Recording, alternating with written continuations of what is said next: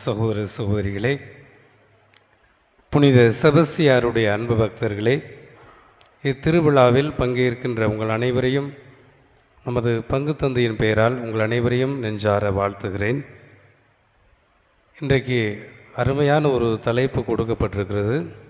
என்ன தலைப்பு கொடுத்துருக்குறாங்க சொல்லுங்கள் பார்ப்போம். சரி, இந்த செபஸ்தியாரை பற்றி நினைச்சாலே எப்போதும் அவருடைய துன்பத்தையும் அவருடைய வேதனையும் அவர் ரத்தம் சிந்ததை பற்றி பேசக்கூடிய நாம் அது எப்படி நமக்கு ஆறுதலாக இருக்க முடியும் என்பது ஒரு விதமான பார்வை. ஆனால் புனித செபஸ்தியாரை இன்னும் ஆழமாக சிந்திக்கும்போது அவருடைய வாழ்வு தளர்ந்து போன விசுவாசிகளுக்கு, கைவிடப்பட்ட மக்களுக்கு அவர் வாழ்ந்த வாழ்க்கையும் அவர் ஊக்கப்படுத்திய உணர்வுகளும் பல்வேறு விசுவாசிகளுக்கு ஆறுதலாக இருந்திருக்கிறது என்பதை நாம் அறிய முடியும். பொதுவாகவே புனித செபஸ்தியாருடைய புதுமைகளை ஈஸியாக பேசிடலாம். இன்றைக்கி செபஸ்தியார் செஞ்ச புதுமைகள் என்ன அப்படின்னு சொன்னோம்னா, உங்களுக்கு நடந்த புதுமைகள் சொல்வீங்க, நான் நிறைய புதுமைகள் சொல்ல முடியும். ஆனால் புனித செபஸ்தியாருடைய புதுமைகளை விட அவர் வாழ்ந்த வழித்தடங்கள், அவரிடமிருந்த இறை நம்பிக்கை, அவரிடமிருந்த எதிர்நோக்கு என்பது தலை சிறந்த ஒரு பண்பாக நம் அனைவரையும் ஊக்கப்படுத்துவதாக அமைகிறது என்பதை இந்த நாளிலே நாம் சிந்திக்க அழைக்கப்படுகிறோம். கிறிஸ்துவில் அன்பார்ந்தவர்களே, நம்முடைய கிறிஸ்தவ வாழ்க்கையிலே கிறிஸ்தவ விசுவாசம் என்பது, இறை நம்பிக்கை என்பது கடவுள் நமக்கு கொடுத்த ஒரு மாபெரும் கொடை என்பதை உணர அழைக்கப்படுகிறோம். நம்ம முதல் கருத்து என்ன சொல்லுங்க பார்ப்போம். நம்ம சிந்திக்கக்கூடியது, நாம் பெற்றுக்கொண்ட விசுவாசம், நாம் பெற்றுக்கொண்ட இறை நம்பிக்கை என்பது நம்முடைய பெற்றோர்கள் வழியாக, மூதாதையர் வழியாக கடவுள் நமக்கு கொடுத்த கொடை. அப்படி என்றால் அந்த விசுவாசத்தை, அந்த இறை நம்பிக்கையை நாம் கடைசி வரை, நம்முடைய உயிர் மூச்சு வரை அதிலே உறுதியோடு இருப்பது தான் நம்முடைய பெற்றோர்களுக்கு, நம்முடைய மூதாதையர்களுக்கு, திருச்சபைக்கு பெருமை என்பதை புனித செபஸ்தியாருடைய வாழ்க்கையில் பார்க்கிறோம். நம்முடைய அப்பா அம்மா நம்மகிட்ட எதையாவது ஒரு விலை மதிக்க முடியாத ஒரு வீட்டையோ, நிலத்தையோ, அல்லது தங்கத்தையோ, அல்லது விலை மதிக்க முடியாத வைரத்தையோ வச்சுட்டு போனாங்கன்னா அதை நம்ம என்ன செய்வோம்? யார்கிட்டையும் விட்டுட்டு போயிடுவோமா, அல்லது பத்திரமா பாதுகாப்போமா? அதை விட மேலானது நாம் ஞானஸ்நானத்தில் பெற்ற விசுவாசம். அப்போ அந்த விசுவாசத்தை ஒவ்வொரு நாளும் ஜெபமாலை சொல்கிறோம், திருப்பலிக்கு வாரோம், தனிப்பட்ட ஜெபத்தில் சொல்கிறோம். கடைசி மூச்சு வரை நாம் அந்த விசுவாசத்தை போற்றி, அதை பாதுகாத்து, அதில் பிறழாமல் உறுதியோடு இருப்பது தான். இதுதான் புனித செபஸ்தியார் நமக்கு கற்றுத்தரக்கூடிய இறை நம்பிக்கை, எதிர்நோக்கு என்பதை நாம் உணர அழைக்கப்படுகிறோம். புனித செபஸ்தியார் சிறு வயதிலேயே அவர் போர் வீரராக இருப்பதிலே தலை சிறந்தவர் இருந்தால், அவங்க அப்பா போர் கலைகளை எப்படி படிக்கணும்னு சொல்லி கொடுத்தார். ஆனால் ஒரு புறம் போர் புரிவதில் ஆர்வமாக இருந்தாலும், இன்னொரு புறம் இயேசுவால் மயக்கப்பட்டவராக இருக்கிறார். இயேசுவின் மீது நெருங்கி இருப்பதனால அவருக்கு அந்த போர் செய்கின்ற பணியை விட இன்னொரு புறம் அவருக்கு ஆர்வம் எதுவென்றால், இந்த திருச்சபையின் மேல் இருக்கக்கூடிய விசுவாசத்தை அறிவிக்க வேண்டும், நிறைய மக்கள் மனம் திரும்ப வேண்டும், தளர்ந்து போன மக்கள் விசுவாசத்தில் உறுதியோடு இருக்க வேண்டும் என்று அவர் போர்ப்படையில் இருந்தாலும் அவர் கடவுள் மீது அந்த நம்பிக்கையை வளர்ப்பதில் அவர் உறுதியோடு இருந்தார். அப்போ அவர் வாழ்ந்த காலத்தில் நிறைய பேர் விசுவாசத்தை இழந்திருந்தாங்க. ஆனால் அவர் கிறிஸ்தவர் அப்படின்னு தெரிஞ்சால் அந்த தியோக்குலேசியஸ் மன்னன் என்ன செஞ்சிருப்பான்னா அழிச்சிருப்பான். ஆனால் அவருக்கே தெரியாமல் அவர் என்ன செய்கிறாரு, எங்கெங்கெல்லாம் கத்தோலிக்க விசுவாசத்தை இழந்திருக்கிறார்களோ அவரை சிறை கைதிகளை சென்று அவர்களை பாதுகாத்து அவர்களுக்கு உறுதுணையாக இருந்து, தளர்ந்து போயிடாதீங்க, கிறிஸ்தவ விசுவாசத்தில் உறுதியோடு இருங்க, நாம் கொண்டிருக்கக்கூடிய நம்பிக்கையும் நாம் கொண்டிருக்கக்கூடிய எதிர்நோக்கும் நாம் உறுதியாக இருந்தால்தான் அந்த விண்ணகத்தை அடைய முடியும் என்று மிக ஆணித்தரமாக போதித்தோடு மட்டுமல்லாமல் தளர்ந்து போனவர்களை ஊக்கப்படுத்தி கொண்டே இருந்தார் இந்த செபஸ்தியார் என்பதை நாம் பார்க்கிறோம். இப்போ முதல்ல உங்களுக்கு இதை சொன்னோம்னா செபஸ்தியாரை நீங்கள் ஈஸியாக புரிஞ்சுருவீங்க. இந்த ஆண்டு பாப்பரசர் என்ன ஆண்டுன்னு அறிவிச்சிருக்கிறாரு? 2025ஆம் ஆண்டை பாப்பரசர் பிரான்சிஸ் அவர்கள் உலகம் முழுவதும் ஒரு அறிக்கை கொடுத்துருக்கிறார். என்ன அறிக்கை கொடுத்துருக்கிறார்? இந்த ஆண்டை எப்படி சிறப்பினுங்கிறாரு? எந்த ஆண்டுன்னு சொல்லியிருக்காங்க? யூபிலி ஆண்டா? இயர் ஆஃப் பில்கிரிம்ஸ் ஆஃப் ஹோப்னு இங்கிலீஷில் சொல்லுவாங்க. தமிழ் என்ன சொல்லுவாங்கன்னா, இந்த ஆண்டு அதாவது எதிர்நோக்கின் திருப்பயணிகள், எதிர்நோக்கின் திருப்பயணிகள் என்று அவர் அறிவித்திருக்கிறார். அதை நம்ம பேசும்போது இன்றைக்கி டாபிக் வந்துடும். ரெண்டையும் கனெக்ட் பண்ணால் ஏறத்தாழ ஒரே செய்தி தான். அதாவது எதிர்நோக்கின் திருப்பயணிகள் அப்படின்னு எதற்காக சொல்கிறாங்கன்னா, இந்த 25வது ஆண்டு இயேசுநாதர் பிறந்த 2025ஆவது ஆண்டை நாம் யூபிலி ஆண்டாக கொண்டாடணும். இதை எதிர்நோக்கின் ஆண்டுனா மக்களுக்கு இன்னும் இறை நம்பிக்கையை எதிர்நோக்கி ஊக்கப்படுத்தணும் அப்படிங்கிறதுக்காக தான் அவர் தொடங்கியிருக்கிறார். அப்போது பாப்பரசர் ஒரு அருமையான ஒரு படம் ஒன்றை லோகோ தயார் பண்ணியிருக்கிறார். அந்த படத்தை பார்த்துருப்பீங்க இல்லையா? இந்த இது எதிர்நோக்கினுடைய திருப்பயணிகளுடைய ஆண்டில் ஒரு அருமையான ஒரு லோகோ தயார் பண்ணியிருப்பார். அதை பார்த்துருக்கீங்களா? எப்படி இருக்குன்னு சொல்லுங்கள் பார்ப்போம். ஒரு 4 மனிதர்கள் 4 விதமான கலர், அவங்க அப்படியே பயணிக்கிறாங்க. கடைசியில் எதை போய் பற்றி கொள்கிறாங்க சொல்லுங்கள் பார்ப்போம்? சிலுவையை போய் பற்றி கொள்வாங்க. அப்போது இது எதை சுட்டி காட்டுகிறது என்று பாப்பரசு சொல்கிறாருன்னா, இன்றைக்கி ஆண்டவர் இயேசுவின் மீது நம்பிக்கையும் எதிர்நோக்கும் கொண்ட மக்கள் 4 திசையில் இருக்கிறார்கள். அதான் 4 மனிதர்கள், 4 கலர், 4 விதமான அனுபவம் உள்ள மக்கள், 4 விதமான கலாச்சாரம் உள்ள மக்கள், அன்று பல்வேறு மக்களை உள்ளடக்கிய 4 திசையில் இருக்கக்கூடிய மக்களை அந்த 4 மனிதர்கள் ரெப்ரசன்ட் பண்ணுறாங்க. அப்போ அவங்க பயணிக்கும்போது அவர்கள் எதை பற்றி கொள்வதாக இருப்பது? சிலுவையைத்தான் பற்றி கொள்வதாக இருக்கிறது. ஏனென்றால் சிலுவைதான் நம் அனைவருடைய பாவத்தின், தீமையின், சாவின், எதிர்நோக்கின், விடுதலையின் அடையாளம். எனவே நாம் ஒவ்வொரு நாளும் துன்பங்களை கடந்து, பிரச்சனைகளை கடந்து, நம்பிக்கையோடு எதிர்நோக்கோடு பயணித்து நாம் இந்த சிலுவையை பற்றி கொண்டு நாம் மீட்படைய வேண்டும், எதிர்நோக்கில் மாட்சிமை அடைய வேண்டும் என்ற சிந்தனையை, கருத்தியலை தான் அவர் உள்ளடக்கியதாக அமைந்திருக்கிறது. பிறகு நம்ம பார்த்தோம்னு சொன்னால், அதற்கடுத்து நீங்கள் பார்த்தோம்னு சொன்னால் ரொம்ப அருமையான ஒரு வசனத்தை ஒன்று அவர் எழுதி வச்சிருப்பார்.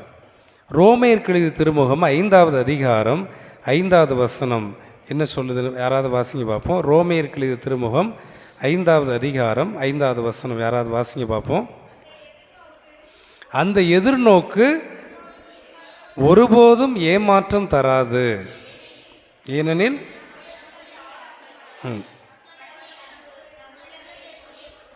சரி, இந்த வசனத்தை இன்றைக்காவது நீங்கள் நல்லா வாசிச்சிருக்கீங்களா, கேள்விப்பட்டிருக்கீங்களா, அல்லது இன்றைக்கி தான் கேள்விப்படுறீங்களா? சொல்லுங்கள் பார்ப்போம். அருமையான வசனம். இதுதான் இந்த யூபிலி ஆண்டுடைய மைய கருத்து.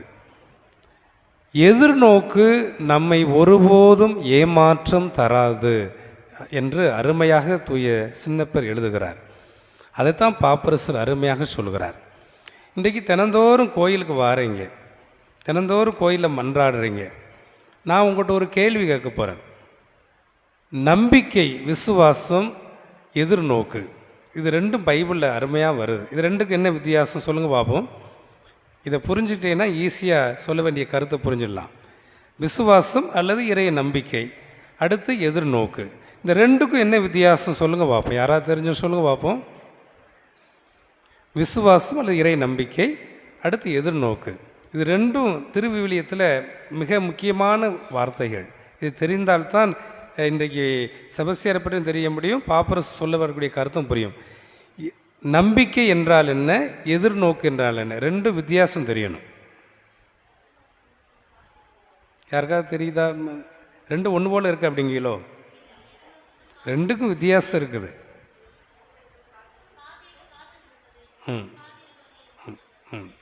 அது ஆங்கிலத்தில் என்ன சொல்லுவாங்க அப்படின்னு சொன்னால், அதாவது நம்பிக்கை என்பது என்னென்னா present condition about the present அப்படிம்பாங்க.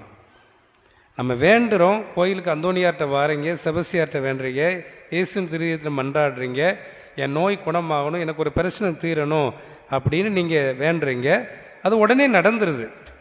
அது நம்பிக்கை, இறை நம்பிக்கை. அது present condition about the present. நிகழ்காலத்தில் நீங்கள் வேண்டுறீங்க, அது நடந்துருது. ஆனால் எதிர்நோக்கு அப்படி கிடையாது. ஹோப் அப்படிம்பாங்க ஆங்கிலத்தில். எதிர்நோக்கு என்பது அப்படி கிடையாது. நம்ம தொடர்ந்து வேண்டிக் கொண்டே இருக்கிறோம், தொடர்ந்து துன்பத்தோடும் கஷ்டத்தோடும் பயணித்து கொண்டு இருக்கிறோம். ஆனாலும் நாம் தோற்று போகாமல் கடைசியில் ஒரு இலக்கை அடைவது தான் சிலுவையை பற்றி கொண்டு இறுதியில் நமக்கு மீட்பு உண்டு, மாட்சி உண்டு என்று தொடர்ந்து நம்பிக்கையும் கடந்து காத்திருந்து பயணித்து கொண்டே இருப்பது, விலகாமல் நாம் மாறாமல் உறுதியாக இருப்பது தான் அது எதிர்நோக்கு என்பதை உறுதியாக சொல்லப்படுகிறது. இது இப்படி சொன்னோம்னா ஈஸியாக புரிஞ்சிடும். நீங்கள் இங்கேருந்து கங்கை கொண்டானுக்கு ஒரு பஸ்ஸுக்கு போகணும். கங்கை கொண்டானுக்கு பஸ்ஸுக்கு போகிறதுக்கு இங்கே 9 மணிக்கு நீங்கள் காத்திருக்கீங்க. உடனே வந்துருச்சுன்னா நீங்கள் என்ன சொல்லுவீங்க? நான் நம்பினேன், நடந்துருச்சு அப்படிம்பீங்க. அது நம்பிக்கை. ஆனால் உடனே நடக்கலை. 9 மணிக்கு போய் காத்திருக்கீங்க, பஸ்ஸு வரலை. அப்போ நீங்கள் விரக்தி அடையாமல், சோர்ந்து போகாமல், யார் மேலேயும் கோவப்படாமல் கஷ்டப்பட்டுட்டு ஒரு 9:30 வரைக்கும் காத்திருக்கீங்க, பஸ்ஸு வரலை. ஆனாலும் நீங்கள் யாரையுமே குறை சொல்லாமல், பிரச்சனையை கிளப்பாமல் மீண்டும் 9:45 வரை காத்திருக்கீங்க, பஸ்ஸு வரலை.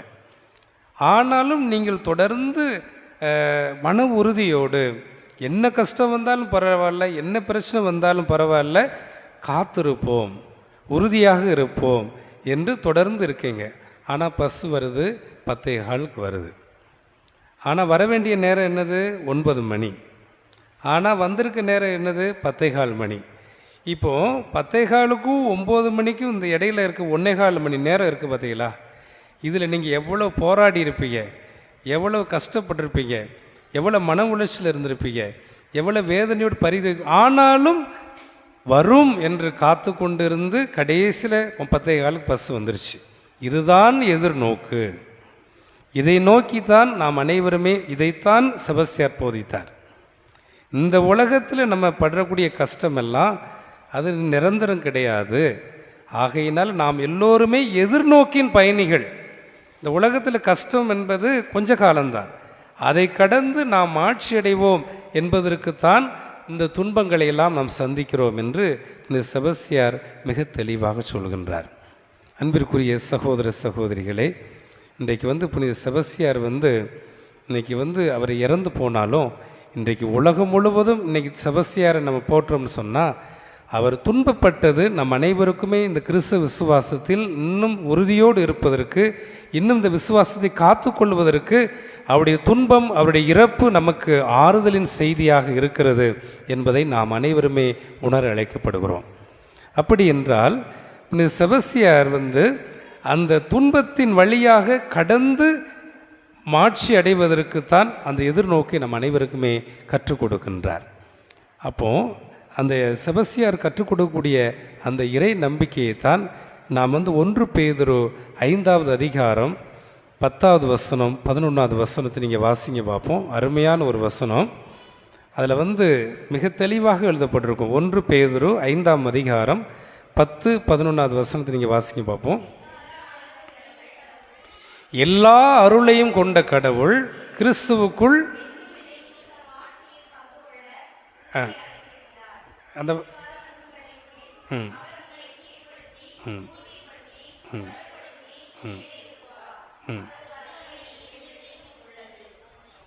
அவர் என்ன சொல்கிறாருன்னா, எல்லா அருளையும் கொண்ட கடவுள் கிறிஸ்து இயேசுவுக்குள் நம் அனைவரையும் எல்லாம் நிலைத்து நிற்கக்கூடிய மாட்சியில் பங்கு பெற நமக்கு அழைப்பு கொடுக்கின்றார். நம்ம எல்லாருமே இந்த உலகத்தில் ஒவ்வொரு நாளும் படக்கூடிய கஷ்டம், ஒவ்வொரு நாளும் திருப்பலியில் வேண்டுறோம், ஒவ்வொரு நாளும் ஜெபமாலையில் வேண்டுறோம், ஒவ்வொரு நாளும் தனிப்பட்ட நேரத்தில் ஜெபிக்கிறோம். நம்ம எல்லாருமே நம்பிக்கையோடு பயணிக்கின்றோம். ஆனாலும் நமக்கு ஒரு எதிர்நோக்கு இருக்கிறது. இந்த துன்பங்கள் எல்லாம் கடந்து நம் அனைவருக்கும் மாட்சி ஒன்று இருக்கிறது, உயிர்ப்பு ஒன்று இருக்கிறது, மகிழ்ச்சி ஒன்று இருக்கிறது என்பதை நோக்கியே நாம் பயணித்து கொண்டு இருக்கும்போது இந்த துன்பங்கள் எல்லாம் எதுவும் நம்மை அசைக்க முடியாது என்பதைத்தான் புனித செபஸ்தியார் நமக்கு கற்றுக் கொடுக்கிறார். அப்படி பார்க்கும்போது அந்த வசனத்தில் 11வது வசனத்தில் பாருங்கள், இந்த துன்ப சிறிது கால துன்பத்திற்கு பிறகு அப்படிங்கிற ஒரு வார்த்தை இருக்கும். அதை வீட்டில் போய் அண்டர்லைன் பண்ணுங்கள். இந்த சிறிது கால துன்பத்திற்கு பிறகு அப்படின்னா என்ன அர்த்தம்? நம் அனைவரையும் கடவுள் மாட்சிப்படுத்துவதற்கு, நம் எல்லோரையும் இந்த துன்பங்களை கடந்து வருவதற்கு ஆண்டவர் நம்மை எதிர்நோக்கோடு பயணிப்பதற்காக ஆண்டவர் அழைப்பு கொடுக்கிறார் என்பதை நம்ம பார்க்குறோம். அப்படி என்றால் கிறிஸ்தவ விசுவாசம் என்பது தோல்வி அல்ல. கிறிஸ்தவ விசுவாசம் என்பது நம்முடைய வாழ்வில் முடங்கி கிடப்பதல்ல. கிறிஸ்தவ விசுவாசம் என்பது என்ன? துன்பத்திலிருந்து தான் நாம் எல்லாவற்றையும் தொடங்க வேண்டும் என்று மிக தெளிவாக சொல்லப்பட்டிருப்பதை பார்க்கிறோம். ரோமேயருக்கு எழுதிய திருமுகத்தில் 5வது அதிகாரத்தில் நீங்கள் 4வது வசனத்தை 3வது 4வது வசனத்தை வாசிங்க. சின்னப்பர் அருமையாக சொல்லுவார். 3, 4, 5 நம்ம வாழ்க்கையை எதிலிருந்து தொடங்கணும் அப்படிங்கிறார். இன்றைக்கி நம்ம நினைக்கிறோம், ஒரு கல்யாணத்தை முடிச்சு கொடுக்குறோம், ஒரு பிள்ளையை போனால் என் பிள்ளை கஷ்டப்பட்டுறக்கூடாது, துன்பப்பட்டுறக்கூடாது, தனி வீட்டில் இருந்தால் இருக்கணும், கூட்டு குடும்பமாக வைக்காதீங்க, என் பிள்ளை கை ஆட்டு உரலில் ஆட்டக்கூடாது, அதான் இயந்திரத்தை நாங்கள் எல்லாம் வாங்கி கொடுக்குறோம், கஷ்டம் இல்லாமல் இருக்கணும், துன்பப்படாமல் வாழணும் அப்படிங்கிற தத்துவத்தை நம்ம கற்றுக் கொடுக்குறோம். ஆனால் கிறிஸ்தவ விசுவாசத்தை பொறுத்தவரையில் நாம் தோற்று போகாமல் இருக்க வாழ்க்கையில் எதிலிருந்து தொடங்கணும் அப்படின்னு சின்னப்பர் போதிக்கிறார். 3வது வசனத்தில் 5வது அதிகாரத்தில் துன்பத்திலிருந்து தொடங்குங்கள், துன்பங்களை தாங்கிக் கொள்வதற்கு மன உறுதியோடு நீங்கள் இருங்கள் அப்படிங்கிறார். அப்போ நம்முடைய வாழ்க்கையில் கிறிஸ்துவ விசுவாசத்தில் என்னென்னலாம் நமக்கு துன்பப்படுறோம்? இந்த மக்களாக இருந்ததுனால அரசாங்கத்தில் நிறைய உரிமைகள் கிடையாது, நிறைய உரிமைகள் பறிக்கப்படுது, சரியான லோன் கிடைக்காது, சரியான வேலை வாய்ப்பு கிடைக்காது, மற்றவங்களுக்கு கிடைக்க சலுகைகள் கிடையாது, மற்றவங்களுக்கு இருக்கக்கூடிய உரிமைகள் நமக்கு கிடைக்காது. அப்போ இந்த விசுவாசத்தை விட்டு ஓடிடுவீங்களா? எனக்குன்னு ஒரு மாட்சி எதிர்நோக்கு காத்து கொண்டு இருக்கிறது அன்புக்காக துன்பத்தில் நீங்கள் போராடுவீங்களா? இந்த கேள்விக்கு பதில் சொல்லுங்கள் பார்ப்போம். நிறைய பேர் நம்ம தடுமாறுதோம், இந்த துன்பத்தில் இருக்கும்போது பின்வாங்குகிறோம். ஆனால் இந்த துன்பத்திற்கு பிறகு நமக்கு ஒரு மாட்சி காத்து கொண்டு இருக்கிறது என்று சொன்னால் நம்முடைய வாழ்க்கையில் செபஸ்தியார் அதைத்தான் கற்றுக் கொடுக்கிறார். இந்த உலகத்தில் நம்ம என்ன செஞ்சிட முடியும்? சாவு ஒன்று தான் நமக்கு கடைசி முடிவு. அந்த துன்பத்தையும் நான் கடந்து எதிர்நோக்கோடு பயணிக்கும்போது மாட்சி ஒன்று உண்டு, உயிர்ப்பு ஒன்று உண்டு, மகிழ்ச்சி ஒன்று உண்டு. அதை நோக்கி நாம் எதிர்நோக்கி இருக்கிறோம் என்பதை தான் புனித செபஸ்தியார் நம் அனைவருக்கும் கற்றுக் கொடுக்கிறார். 200-300 ஆண்டுகளுக்கு முன்பாக அஸ்ஸாம் தேசம் இருந்துச்சு. அஸ்ஸாம் தேசத்தில் நாகாலாந்து மக்கள்லாம் அப்போ இருந்தாங்க. இப்போ தான் மாகாணங்களாக பிரிக்கப்பட்டிருக்கிறது. அந்த காலத்தில் யாரும் கிறிஸ்தவ மிஷினரி வந்தால் விரட்டி விட்ருவாங்க. கிறிஸ்துவை பற்றி அறிவிக்க வருவாங்க. இந்த அஸ்ஸாம் மாநிலம் நாகாலாந்து மக்களாக இருந்தால் காட்டுவாசியில் இருந்தாங்க. அவங்கெல்லாம் பழங்குடியினர்கள், அவங்க காட்டு மிராண்டி, படிக்காதவங்க, பாமரர்கள், அறிவு கிடையாது. யாராவது வெளிலேருந்து வந்தால் கொண்டு போட்டுருவாங்க. அவங்க வீடுகளெல்லாம் எப்படி வச்சுருப்பாங்கன்னு சொன்னால் நிறைய பேர் கொன்று மண்டை ஓடுகளை வரிசைக்கு அடுக்கி வச்சுருந்து அதில் யார் பையன் அதிகமாக கொலை செஞ்சு அந்த மண்டை ஓடு வச்சுருக்கானோ அவனுக்கு தான் பெண்ணை கொடுப்பாங்களாம். அப்பேற்பட்ட காட்டு மிராண்டிகள் மத்தியில் மிஷினரிகள் 200 வருஷத்துக்கு முன்னால் கல்வியறிவு இல்லாத ஊருக்குள்ளே அஸ்ஸாம் தேசம் அப்போ மாகாணம் பிரிக்காத போது அங்கே நாகாலாந்து இருந்தது. அந்த மக்கள் நாகாஸ் குடி இருந்தாங்க. காட்டு மிராண்டி அப்போ வெளிநாட்டிலேருந்து இயேசுவை பற்றி அறிவிக்க வருவாங்க, அடித்து விரட்டிடுவாங்க, நிறைய பேர் கொலை செஞ்சுருவாங்க. அந்த அளவுக்கு ஒரு மோசமான நெருக்கடியான ஒரு உலகமாக இருந்துச்சு. ஒரு கிறிஸ்தவம் கூட அங்கே இருக்க முடியாது அந்த நாகா மக்கள் மத்தியில். ஆனால் அந்த கிறிஸ்தவ மிஷனரிகளால் ஒரே ஒரு குடும்பம் மட்டும் மனம் மாறி இருந்தாங்க. அப்போ அந்த ஆட்சி செய்யக்கூடிய மன்னனுக்கு அந்த செய்தி கிடைச்சி. அப்போ அவங்க கூப்பிட்டு என்ன சொன்னாங்கன்னா, நீ கிறிஸ்தவ மதத்தை நீ ஏற்றுருக்க, நாங்கள் அதை ஏற்றுக்கிட முடியாது. ஒன்று மறுதலி, மதத்தை விட்டுரு, உயிர் தப்பிச்சு போயிரு, அல்லது உன் குடும்பத்தில் ஒருத்தர் உயிரோடு இருக்க முடியாது, எது சம்மதம் சொல்லி கேட்காங்க. நான் அப்படியெல்லாம் மறுதளிக்க முடியாது, உயிரே போனாலும் கிறிஸ்துவ விசுவாசத்தில் உறுதியாக இருப்பேன். ஏன்னா நான் பெற்றுக்கொண்ட ரட்சிப்பு, மீட்பு, மாட்சி அது முக்கியம், இந்த உயிர் முக்கியம் இல்லை அப்படின்னு அந்த வீட்டு தலைவர் சொல்கிறார். அப்போ முதல்ல என்ன செய்கிறாங்கன்னா, அவருடைய மனைவியை வெட்டிடுவோம், அதுக்கு பிறவாது அவர் பிள்ளைகளும் அவர் மனம் மாறி கிறிஸ்தவ மதத்தை விட்டுறன்னு சொல்லி அவர் கண்ணு முன்னாலே மைதானத்தில் வெட்டுறாங்க, மனைவியை வீட்டு தலைவி வெட்டுறாங்க. வெட்டின உடனே அவர் அதை பார்த்துட்டு எந்த விதமான கவலையோ எந்த விதமான வேதனையோ படலை, அப்படியே ஆண்டவருக்கு நன்றி சொல்லிக்கிட்டே இருக்கிறார். இதை பார்த்தையா, மனைவியை வெட்டியாச்சு, இன்னும் மனம் மாறலையா, 2 பிள்ளைகளை பலி கொடுக்க போகிறாயா அப்படின்னு சொல்லி 2 பையங்களை முன்னால் நிப்பாட்டியிருக்காங்க. இந்த 2 பையங்களை நிப்பாட்டி அவனை ஒருத்தனை வெட்டுறாங்க. அப்படி இருந்தும் அவர் அசையாமல் நிற்கிறார், உறுதியாக நிற்கிறார். என் மகனுடைய உயிரை விட நான் பெற்றக்கூடிய விசுவாசம், எதிர்நோக்கு, மாட்சி முக்கியம் அப்படின்னு காத்திருக்கார். மனைவியை வெட்டி கொண்டாச்சு, 2ஆந்திர மகன்களே 2 பேரை வெட்டியாச்சு. இப்போ மீதி இருக்கிறது யார்? அந்த வீட்டு தலைவர் மட்டும்தான் இருக்கிறார். இவ்வளோ பேரும் போயிட்டாங்க, மனைவியும் வெட்டியாச்சு, உன் பிள்ளைய 2ஐயும் வெட்டியாச்சு. உனக்கு உயிருக்கு பயம் இருந்ததுன்னா இயேசுநாதரை மறுதளிச்சிரு, விட்டுருவோம். அல்லது நீயும் இதுக்கு தான் பலியாகணும் அப்படின்னு சொன்ன. நான் எந்த கடவுளையும் வணங்க மாட்டேன். நான் பெற்றுக்கொண்ட விசுவாசத்தை, நான் பெற்றுக்கொண்ட இறை நம்பிக்கையை, நான் பயணிக்கக்கூடிய எதிர்நோக்கை, அந்த இறை மாட்சிமையை அடைவதற்கு என்னுடைய உயிரை விட அது மேலானது என்று அந்த இடத்துல அவர் அறிக்கை செய்கிறார். அப்போ அந்த மன்னர் என்ன செய்கிறாரு? அவரையும் வெட்டிட்டார். இதெல்லாம் நடந்த சம்பவம். அப்போ எத்தனை பேர்? அந்த குடும்பமே அழிஞ்சு போச்சா? மனைவியை வெட்டி கொண்டாச்சு, பிள்ளைகளை வெட்டி கொண்டாச்சு, அந்த வீட்டு தலைவர் வெட்டி கொண்டா, குடும்பமே அழிஞ்சு போச்சு. அப்போந்தான் அந்த மன்னருக்கு யோசனை வருது, தங்களுடைய உயிரையே கொடுக்கின்ற அளவுக்கு இந்த குடும்பம் கடவுள் மேலே நம்பிக்கை வச்சுருக்காங்கன்னு சொன்னால், அவன் கொண்டிருந்த நம்பிக்கை தான் உண்மையான இறை நம்பிக்கை, அவன் கொண்டிருந்த விசுவாசம்தான் உண்மையான கடவுள். அப்படி என்றால் அந்த கடவுளை நாம் நம்புவோம், அந்த கடவுளை நாம் ஏற்றுக்கொள்வோம். உயிரை கொடுக்கின்ற அளவுக்கு உறுதியாக இருக்கிறார்கள், அதுதான் நம்பிக்கையும் எதிர்நோக்கும். அந்த அளவுக்கு உறுதியாக இருந்ததுன்னா அப்போ அந்த ஆண்டவர் இயேசு எவ்வளோ அன்பு செஞ்சிருப்பாங்க, அதுதான் உண்மையான கடவுள். தெரிய போய் தான் உயிரை விட்டுருக்காங்க. அப்படி என்றால் அந்த உண்மையான கடவுளை நாமும் ஏற்றுக்கொள்வோம் என்று சொல்லி எல்லா மக்களையும் கிறிஸ்தவ மதத்துக்கு மனம் திருப்பதுக்கு உதவி செய்தார். நிறைய மிஷினரிகள் இன்றைக்கி ஏறத்தாழ 70-80% மேலே நாகாலாந்தில் கிறிஸ்தவர்கள் இருக்காங்கன்னு சொன்னால், வேத சாட்சியுடைய ரத்தம் திருச்சபையுடைய வித்து. ஒரு குடும்பம் அழிந்தது, ஆனால் திருச்சபை அழியவில்லை. இன்னைக்கு கிட்டத்தட்ட 70% மேலே நாகாலாந்தில் கிறிஸ்தவங்க இருக்காங்கன்னா அதுக்கு என்ன காரணம் சொல்லுங்கள் பார்ப்போம். ஒரு குடும்பம் கிறிஸ்துவுக்காக உயிரை இழந்தார்கள். அதனுடைய விளைவு தான் இன்றைக்கி நாகாலாந்து தேசமே கிறிஸ்தவ நாடாக மாறி இருக்கிறது. இதைத்தான் புனித செபஸ்தியார் செஞ்சார். நீ என்ன செய்வ? என்னை சிறையில் அடைப்ப, பட்டினி போடுவ, என்னை கொலை செய்வ, இதை ஒன்று தான் செய்ய முடியும்.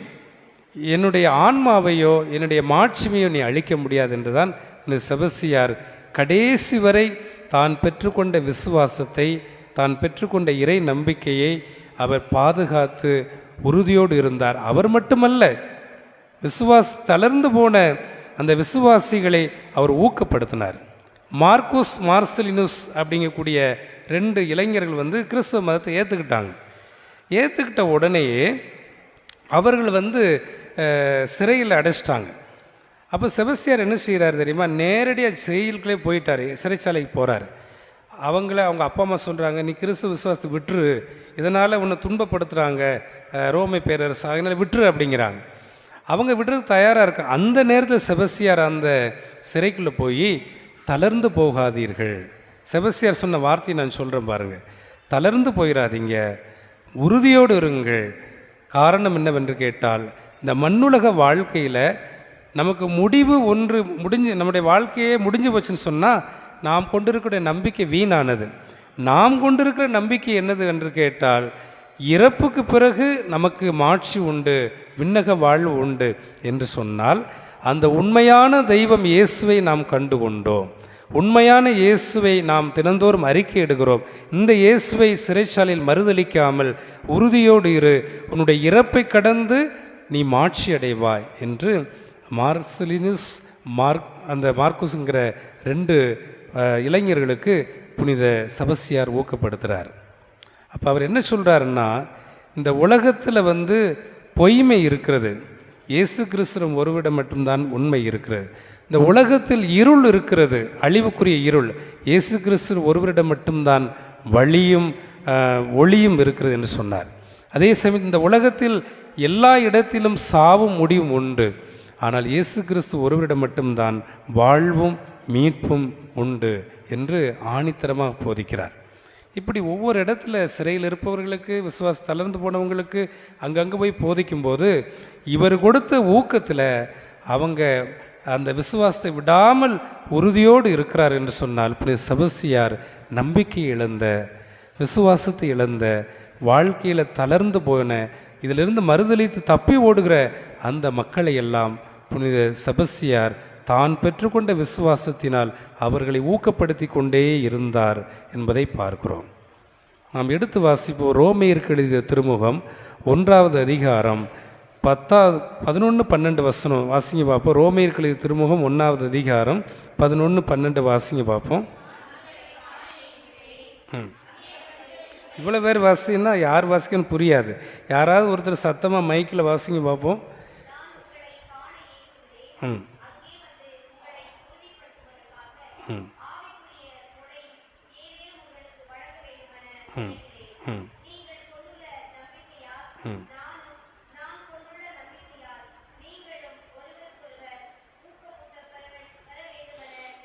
ம் இன்னைக்கு இந்த கோயிலில் வந்திருக்கக்கூடிய ஆலவந்தாங்கோயில் மக்கள் ரொம்ப சிந்திக்கக்கூடிய வசனம் இது ஒன்று. என்ன போட்டிருக்குது? புனித சின்னப்பர் சொல்கிறாரு, நீங்கள் பெற்றுக்கொண்ட விசுவாசம் என்ற இறை நம்பிக்கையினால் அதன் வழியாக நான் ஊக்கம் பெறணும். என்னை ஊக்கப்படுத்துங்க விசுவாசத்தில். நான் பெற்றுக்கொண்ட விசுவாசம் இருக்கு இல்லையா, அதை கொண்டு நான் உங்களை ஊக்கப்படுத்துவேன் அப்படிங்கிறார். இன்றைக்கி 4 பேர் முக்கில் அந்த தெருவில் நின்னா, இந்த தெருவில் நின்னா, காட்டில் நின்னா, பொது இடத்துல நின்னா, பிறரை பற்றி புரணி பேசுவீங்களா, குறை பேசுவீங்களா, கடவுளை பற்றி பேசுவீங்களா, கடவுள் மேலே வச்சுருக்க நம்பிக்கையை பற்றி பேசுவீங்களா? சொல்லுங்கள் பாபு. சாமியாரை பற்றி பேசுவீங்களா, சிஸ்டர்ஸை பற்றி பேசுவீங்களா, குறை பேசுறது வரைகளா, அல்லது கடவுளை பற்றி என்றைக்காவது பேசியிருக்கீங்களா? சொல்லுங்கள் பாபு. உங்கள் வீடுகளில், தெருக்களில், பொது இடங்களில் என்றைக்காவது கடவுளை பற்றி, கடவுள் மேலே இருக்கக்கூடிய நம்பிக்கையை பற்றி, கடவுளுக்குள்ள நம்பிக்கையினுடைய அனுபவத்தை பற்றி ஒருத்தருக்கு ஒருத்தர் பேசி ஒருத்தர் ஊக்கப்படுத்தியிருக்கீங்களா? எத்தனையோ குடிகாரம் இருக்கான், கோயிலுக்கு வர மாட்டான். எத்தனையோ பேர் திருச்சபைக்கு எதிராக இருக்கான், இறை நம்பிக்கை இழந்திருக்கான். எத்தனையோ பேர் அண்ணன் தம்பிகளுக்குள்ள ஒரு ஒற்றுமை இருக்காது, ஒருத்தருக்கு ஒருத்தர் பேச்சுவார்த்தை இருக்காது, திருச்சபை மேலே இருக்கக்கூடிய பற்றுதல் குறையும், கடவுள் மேலே உள்ள நம்பிக்கை குறையும். இப்படிப்பட்ட இடங்களில் நாம் செய்ய வேண்டிய காரியம் என்ன? புனித செபஸ்தியாரை போல நாம் செய்ய வேண்டிய காரியம். இன்றைக்கி வசனத்தை வாசிக்கிறோம். 1 அதிகாரம் 10, 11 ரோமையர்களை திரும்ப என்ன போட்டிருக்கு? நீங்கள் பெற்றுக்கொண்ட விசுவாசத்தால், அதை பார்க்கும்போது எனக்கு ஊக்கம் வரணும். நான் பெற்றுக்கொண்ட விசுவாசம், இறை நம்பிக்கை, அனுபவம், நான் எப்படி உறுதியாக இருக்கணும், அதை நான் உங்களுக்கு சொல்லும்போது நீங்களும் ஊக்கம் பெறுதீங்க. அப்படின்னா கிறிஸ்தவ வாழ்க்கை என்பது என்ன? ஒருவரை ஒருவர் விசுவாசத்திலும் இறை நம்பிக்கையிலும் தான் பெற்றுக்கொண்ட மன உறுதியில், எதிர்நோக்கில் ஒருவரை ஒருவர் மன உறுதியோடு தேற்றி ஊக்கப்படுத்தி கொண்டே இருப்பது தான் இந்த எதிர்நோக்கின் ஆண்டு. அதைத்தான் புனித செபஸ்தியார் நம் அனைவருக்குமே ஆறுதலாக இருக்கிறார். அவர் இருந்த காலத்தில் அவர் செஞ்ச நிறைய பணிகளை, முக்கியமான பணி என்னென்னா, எல்லாரையும் விசுவாசத்தில் தளர்ந்து போகாதீங்க என்று ஊக்கப்படுத்தி கொண்டே இருந்தார். இந்த துன்பத்திற்கு பிறகு நமக்கு மாட்சி உண்டு என்று எல்லோரையும் மன உறுதிப்படுத்தி, திடப்படுத்தி, பெற்ற விசுவாசத்தை கடைசி வரை பாதுகாப்போம் என்று அவர் சொன்னார். நான் இருந்த பங்கில் ஒரு குடும்பம்.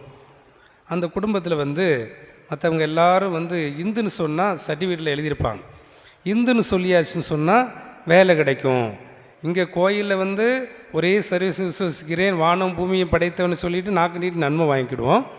ஆனால் வெளியில் போய் நான் கிறிஸ்தவன் கிடையாது அப்படின்னு சொல்லி சர்டிஃபிகேட்டில் இந்துவாக இருக்கும். எதுக்காக இந்துவாக இருக்கும்? இந்த உலகத்தில் நான் வாழணும், இந்த உலகத்தில் நான் நீண்ட நாள் வாழணும், நல்ல ஆடம்பரமாக இருக்கணும், வசதியாக இருக்கணும், உரிமையாக வாழணும், அரசாங்க சலுகத்தை அனுபவிக்கணும்னா இயேசுவை மறுதளிக்கணும் அப்படின்னு நிறைய பேர் இந்துவாக போட்டிருப்பாங்க. அதே மாதிரி அந்த தெருவில் நிறைய பேர் போட்டிருந்தாங்க.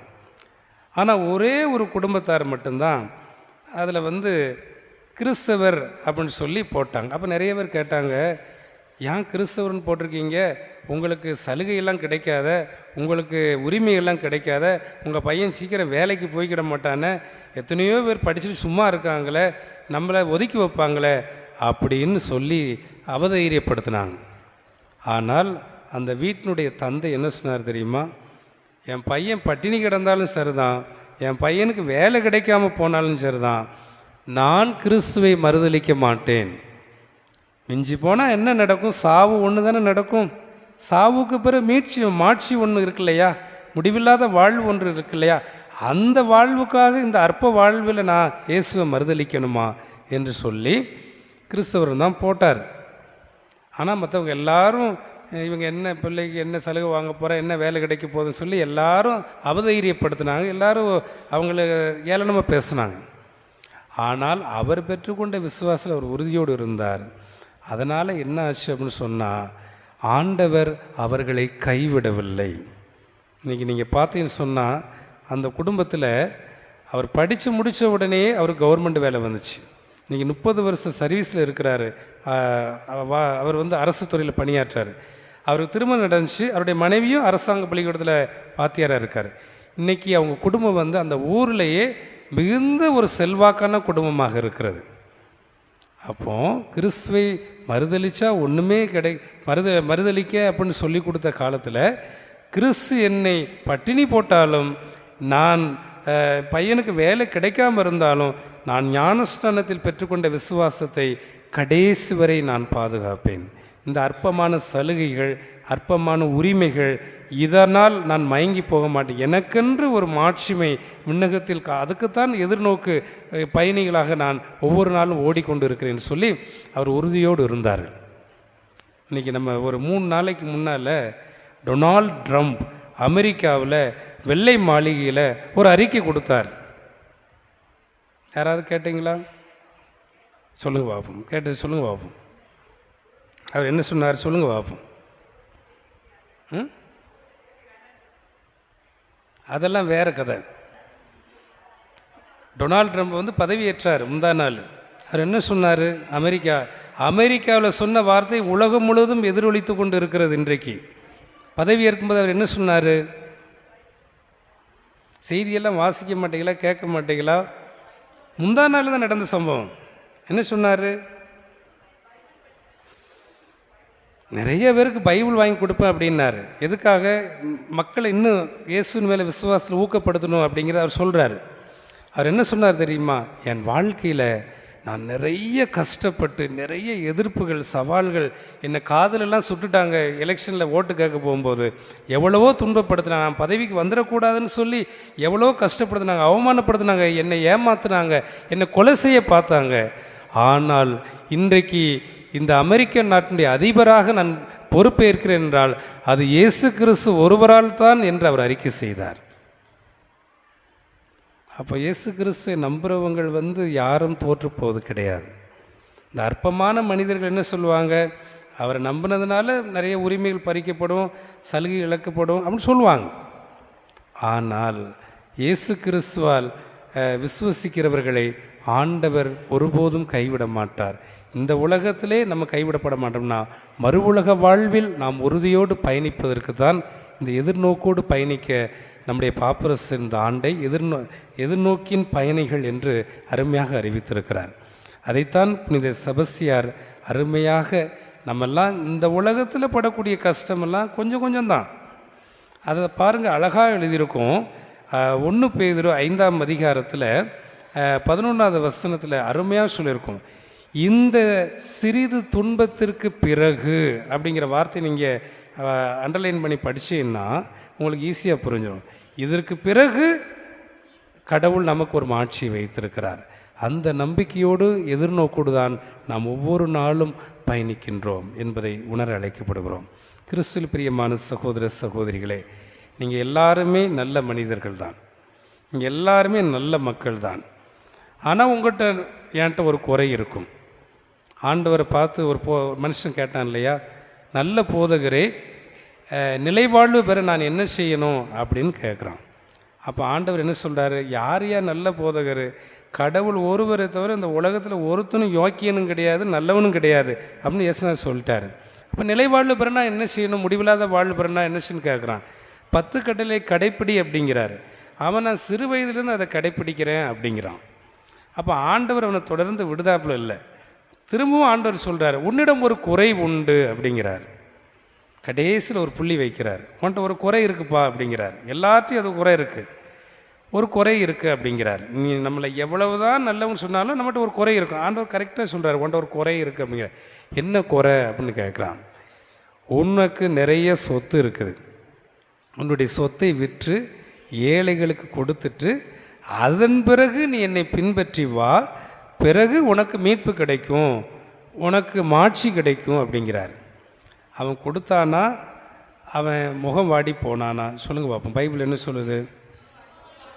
அவன் ஏழைகளுக்கு கொடுக்க விருப்பம் இல்லாமல் இருந்ததுனால அவன் இயேசு பின்பற்ற முடியலை. அவன் முகம் சந்தோஷமாகவும் இல்லை, அவன் முகம் வாடி போனான். இயேசுவை பிரிந்தவர்களும் இயேசு விட்டு விலகி போனவர்களும் மகிழ்ச்சியாக இருக்க முடியாது என்பதுதான் அதனுடைய அர்த்தம். அப்போ அந்த ஒரு குறை ஒன்று இருக்கிறது என்று இயேசு சொல்கிறார். இதைத்தான் நம்முடைய பாப்பரசர் பிரான்சிஸ் இன்னைக்கு சொல்கிறார். இன்றைக்கி என்ன சொல்கிறாரு, நம்முடைய பார்த்து போப்பாண்டவர் என்ன சொல்கிறாருன்னா, இன்றைக்கி கத்தோலிக்க மக்களை பார்த்து நான் பெருமைப்படுகிறேன், பாராட்டுகிறேன். ஏன்னா கிறிஸ்மஸாக நிறைய கூட்டம் வருது, நியூ இயராக நிறைய கூட்டம் வருது, அதே மாதிரி திருவிழாவாக நிறைய கூட்டம் வருது. கோயிலுக்கு வரி கொடுக்கணுமா, ஒழுங்காக கொடுத்துருதாங்க. அதே மாதிரி நன்கொடை கொடுக்கணுமா, ஒழுங்காக கொடுத்துருதாங்க. ஜெபிக்கணுமா, நல்லா ஜெபிக்கிறாங்க. பக்தியாக இருக்கணுமா, நல்லா பக்தியாக இருக்காங்க. இதிலெல்லாம் எல்லா மக்களையும் நான் பாராட்டுறேன். ஆனால் ஒன்றே ஒரு குறை இருக்கிறது என்று சொல்கிறார். அது என்ன குறை என்று சொன்னால், சாட்சிய வாழ்க்கை குறைவு அப்படிங்கிறார். சாட்சிய வாழ்க்கை குறைவு அப்படிங்கிறார். இந்த சாட்சிய வாழ்வு இருந்தால்தான் நான் ஒரு கிறிஸ்தவன் என்பதை அடையாளப்படுத்த முடியும், இல்லையா? சமீபத்தில் ஆரோக்கியநாதபுரத்தில் முந்தா நாள் 4 நாள் ஒரு செய்தி வந்தது. கேள்விப்பட்டீங்களா? கேள்விப்படலையா? அடாடா, கேள்விப்படாமல் தான் இருக்கீங்களா? பட்டிருக்கீங்க. அது கிறிஸ்தவன் செய்யக்கூடிய செயலா? கிறிஸ்தவர்கள் செய்யக்கூடிய செயலா அது? அவனும் கோயிலுக்கு ஒழுங்காக போயிருப்பான், ஞானஸ்தானம் வாங்கியிருப்பான், வரி கொடுத்துருப்பான், எல்லாம் செஞ்சுருப்பான். ஆனாலும் அது நல்ல கிறிஸ்தவனுடைய சாட்சியமாக இருந்தால், ஒரு அற்பமான சொத்துக்கு, ஒரு அற்பமான பிரச்சனைக்கு மாமன் மாமியாரே கொண்டு போட்டான் ஆரோக்கியநாதபுரத்தில். சமீபத்தில் நடந்துக்கிட்டு இருக்கு. அங்கே கொலை மட்டும் நடக்குன்னு நினைக்காதீங்க, மற்ற எல்லா இடத்துலையும் குடும்பத்தில் சண்டை சச்சரவு போட்டி. கோயில் இருக்க தட்டிக்கும் நம்ம வாழ்க்கையில் கையெடுத்து கும்பிடுறோம், கடவுளை தேடுறோம், நம்பிக்கையோடு இருக்கிறோம். ஆனால் வெளியில் போன பிறகு நாம் அன்போடு, கனிவோடு, மன்னிக்கும் உணர்வோடு, எல்லோரையும் ஏற்றுக்கொள்ளக்கூடிய மனநிலையோடு, ஒருவர் புரிந்து நடக்கக்கூடிய கனிவோடு, அதே சமயத்தில் ஒருவரை விசுவாசத்தில் ஊக்கப்படுத்துகிற உணர்வோடு சாட்சியமான வாழ்க்கை இல்லை.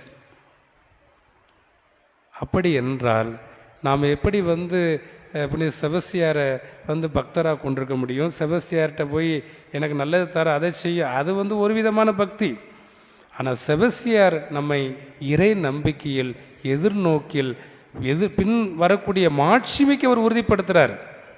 இந்த உலகத்தில் எனக்கு வீடு கட்டணும், நல்ல நிலம் வாங்கணும், பிள்ளைகளுக்கு கல்யாணம் முடிக்கணும், வேலை கிடைக்கணும் அப்படிங்கிறது வேண்டதெல்லாம் அது நம்ம உலகப்போக்கு. அதை செபஸ்தியார் விரும்பலை.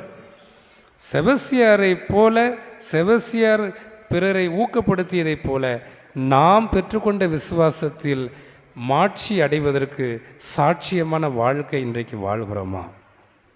அதைத்தான் செபஸ்தியார் இன்றைக்கு நம்மை பார்த்து கேட்கிறார். பாப்பரசர் தான் சொல்கிறார், எல்லாரும் நல்ல கிறிஸ்தவர்கள் தான், ஆனால் சாட்சியமான வாழ்க்கை கிடையாது. ஞாயிற்றுக்கிழமை ஒழுங்காக கோயிலுக்கு போகிறாங்க, ஜெபமாலை சொல்கிறாங்க, தனி ஜெபம் செய்கிறாங்க, வரி கொடுக்குறாங்க, டொனேஷன் கொடுக்குறாங்க, திருவிழாவை ஆடம்பரமாக கொண்டாடுறாங்க, அதெல்லாம் நல்ல கிறிஸ்தவர்கள் தான். ஆனால் சாட்சியமான வாழ்க்கைன்னா என்னது?